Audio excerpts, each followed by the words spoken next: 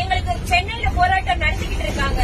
இதுவரையிலும் எங்களோட சுகாதாரத்துறை அமைச்சர் நீங்க திமுக அரசு உள்ள வரும்போது 356 அடிப்படையில எங்களுக்கு ஒப்பந்த செவிலியர்கள் இருக்கிற எல்லா, அதாவது எனக்கு அரசு ஊழியர்களை மட்டும் நான் பேசுற, செவிலியர்களுக்கும் அரசு ஊழியர் ஒப்பந்த அடிப்படையில யாரெல்லாம் இருக்காங்களோ அவங்களை எல்லாம் நாங்க நிரந்தரப்படுத்துறோம் சொல்லிதான் அரசு வந்தது.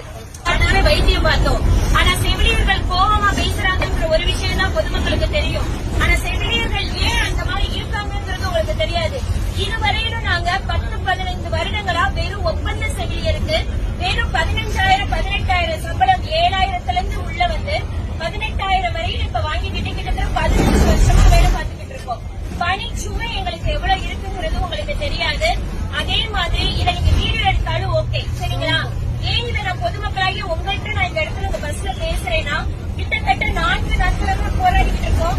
2000 செவிலியர்களுக்கு மேல எங்களுக்கு சென்னையில போராட்டம் நடத்திக்கிட்டு இருக்காங்க.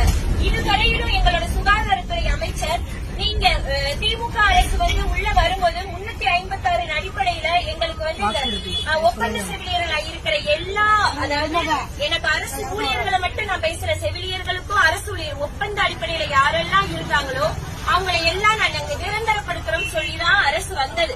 ஆனா இன்னைக்கு கேட்கறாங்க எங்க கிட்ட 356 ஒப்பந்தம் நாங்க கொடுத்தா அதை நாங்க நிறைவேற்றிட்டா கொடுக்கணுமா, அப்படி என்ன நாங்க சொன்னா நாங்க செய்யணுமான்னு கேட்கறாங்க சுகாதாரத்துறை அமைச்சர் மா. சுப்பிரமணியம் ஐயா.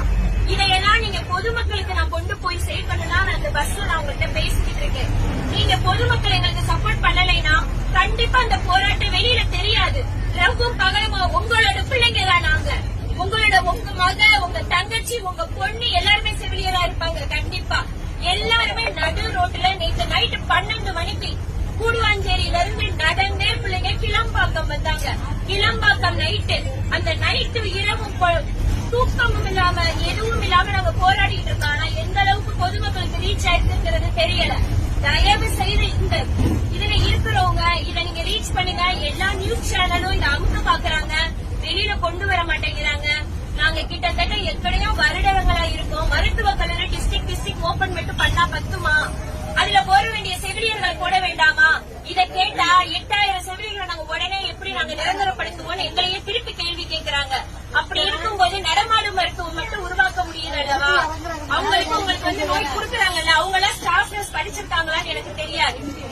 ஆனா அவங்களுக்கு கிடைக்கிற சம்பளம் கூட கிட்டத்தட்ட 15 ரூபாய் கூட நாங்க வாங்கல. 18,000 ரூபாய் தான் இன்னைக்கு வாங்கிட்டு இருக்கோம். சரிங்களா? கிட்டத்தட்ட 10 வருஷங்களுக்கு மேல, அதுவும் எக்ஸாம் எழுதி நாங்கெல்லாம் உள்ள வந்தோம் சார். நீங்க இங்க பாக்குறவங்க ஒரு சில பேருக்கு அலட்சியமா இருக்கலாம் நான் பேசுறது. ஆனா உள் உணர்வா யோசிச்சு பாருங்க. உங்களாகிய பொதுமக்களாத்தான் நான் உங்கள்கிட்ட பேசிக்கிட்டு இருக்கேன். சரிங்களா? எனக்கு இன்னைக்குன்னா நாளைக்கு உங்க பொண்ணுக்கு செவிலியர் படிக்க வைக்க மாட்டீங்களா? மருத்துவத்துக்குள்ள கொண்டு போக மாட்டீங்களா? இத தயவு செய்து உணர்ச்சி பூர்வமா எல்லாருமே கொண்டு போங்க. உங்ககிட்ட நான் தயவு செய்து உங்ககிட்ட அதை நான் ரொம்ப ரெக்வஸ்டா கேட்கிறேன். இத நீங்க மக்களாகிய நீங்க எங்களுக்கு புரியாம, மக்கள் சொல்லாம எதுவுமே நடக்காது. மக்களுக்கு ஒவ்வொருத்தவங்களுமே போராட்ட களத்துல நின்றுதான் ஒவ்வொன்றும் கிடைக்குது.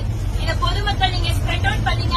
நிறைய பேரு வாட்ஸ்அப்ல பாக்குறீங்க, சேட்ல பாக்குறீங்க, சும்மா டான்ஸ் ஆடுறது அதையும் பாக்குறீங்க. எங்களை மாதிரி கஷ்டப்படுற மக்களுக்கு நீங்க இது பண்ணுங்க.